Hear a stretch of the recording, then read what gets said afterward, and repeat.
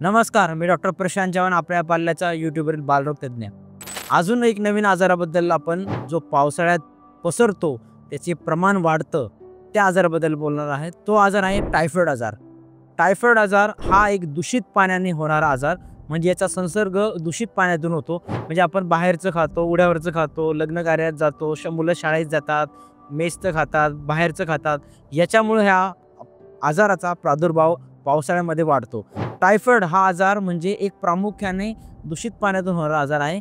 यामध्ये सर्वात महत्त्वाचं लक्षण असतं टायफॉइड फीवर, म्हणजे ताप येणं हे फार महत्त्वाचं लक्षण असतं। हा ताप 8-8, 10-10 दिवस मुलांना चालू शकतो।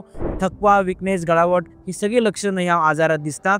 आणि या आजाराला रोकथाम करण्यासाठी आपल्याला स्वच्छ पाणी, उकळून पाणी पिणे, हात स्वच्छ धुणे, संडास झाल्यानंतर, जेवल्यानंतर आणि बाहेर गेल्यानंतर उड्यावरचं न खाणे, हे सगळी काळजी घेणं आहे।